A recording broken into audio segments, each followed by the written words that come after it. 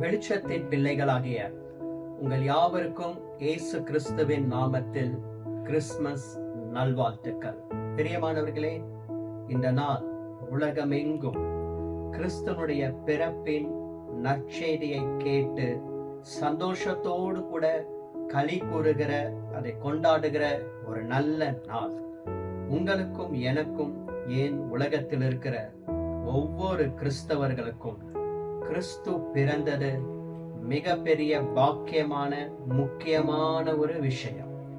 லூக்கா எழுதின சுவிசேஷம் 2ஆம் அதிகாரம் 11ஆம் வசனத்தை நான் உங்களுக்காக வாசிக்கிறேன்.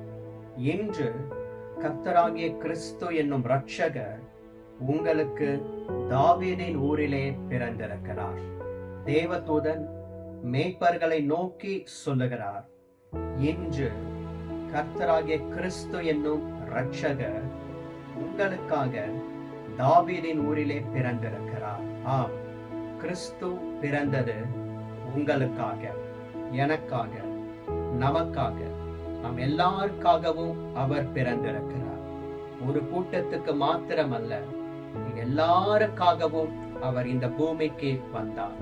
பிள்ளைகள் மாம்சத்தையும் இரத்தத்தையும் உடையவர்களாய் இருக்கிறபடியால் தாமும் அந்த பரலோக மகிமையை விட்டு துறந்து இந்த பூமிக்கு மாம்சத்தையும் இரத்தத்தையும் உடையவராய் வந்தார். கடைசியில் அந்த மாம்சம், சரீரம் சிலுவையிலே கிழிக்கப்பட்டது. அவருடைய இரத்தம் அந்த சிலுவையிலே சிந்தப்பட்டது. அவர் இந்த பூமிக்கு வந்தது ஒரு கூட்டத்துக்காக மாத்திரம் அல்ல, ஒரு கூட்ட ஜனத்துக்காக மாத்திரமல்ல, எல்லாருக்காகவும் அவர் வந்திருக்கிறார், பிறந்திருக்கிறார்.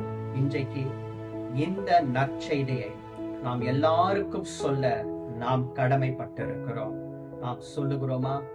இனி வருகிற நாட்களிலே சொல்லுவோமா? கிறிஸ்து பிறந்த செய்தியை தேவதூதர்கள் அறியாத ஒரு மேய்ப்பர்களிடத்திலே தேடி போய் சொன்னார்கள். இன்றைக்கு அவரை அறியாதவர்கள், அறிந்தும் அறியாமல் இருக்கிறவர்கள் உலகத்தில் எத்தனையோ பேர், ஏன் நம்மை சுற்றிலும் எத்தனையோ பேர் இருக்கிறார்கள். அவர்களுக்கெல்லாம் கிறிஸ்து பிறப்பின் நற்செய்தி, அதனுடைய அவசியம், அவர் பிறந்ததின் அவசியம், அவர் பிறந்ததிலே இருக்கிற ஆசீர்வாதம் என்ன, அதை ஜனத்துக்கு சொல்ல வேண்டியது நம்மேல் விழுந்த கடமையாய் காணப்படுகிறது. மேய்ப்பர்களுக்கு அந்த செய்தி சொல்லப்பட்டது. நீங்களும் நானும் அந்த செய்தியை சொல்லுகிற ஒரு தேவ தூதர்களாய் காணப்பட வேண்டும். கிறிஸ்து என்னும் இரட்சகர், அவர் ரட்சிக்கிறவர், பிரதானமாக பாவங்களிலிருந்து நம்மை ரட்சிக்கிறவர். நம்மை பாவத்திலிருந்து ரட்சித்தார், இன்னும் பாவங்களிலே இருக்கிறவர்களை அவர் ரட்சிக்க வேண்டும். அதற்கு ஆண்டவர் உங்களை இன்றைக்கு தேடுகிறார், ஒரு அழைப்பை கொடுக்கிறார். கிறிஸ்து பிறந்த இந்த நாளில் உலகம் அதை எப்படியோ கொண்டாடலாம், சபைகள் கொண்டாடலாம்.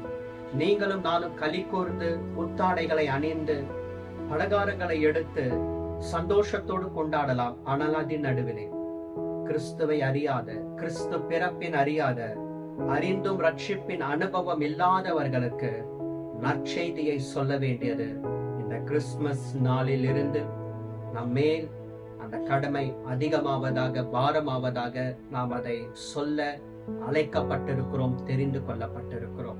அதை சொல்லுவோமா? மறைத்து வைக்க கூடாது. அறியாதவர்களுக்கு சொல்ல நாம் அழைக்கப்பட்டிருக்கிறோம். ஆம், அறியாதவர்களுக்கு சொல்ல நாம் அழைக்கப்பட்டிருக்கிறோம். ஆம், இந்த வாக்குத்தத்தத்தை தேவன் உங்களிடத்திலிருந்து ஆரம்பிப்பாராக. உங்கள் குடும்பத்திலிருந்து, உங்கள் வீட்டிலிருந்து தேவன் ஆரம்பிப்பாராக. உங்களை உலகத்துக்கே கிறிஸ்து பிறப்பின் நற்செய்தியின் ஆசீர்வாதங்களை சொல்லுகிற ஒரு கிருபா பாத்திரமாய் நிலைநிறுத்துவாராக. ஒரு விசை கூட உங்கள் யாவருக்கும் ஃபயர் ரிவைவல் மினிஸ்ட்ரிஸ் சார்பாக, அடியனுடைய குடும்பத்தின் சார்பாகவும் கிறிஸ்துமஸ் நல்வாழ்த்துக்கள். கர்த்தர் உங்களை பயன்படுத்துவாராக. God bless you. Amen. Amen.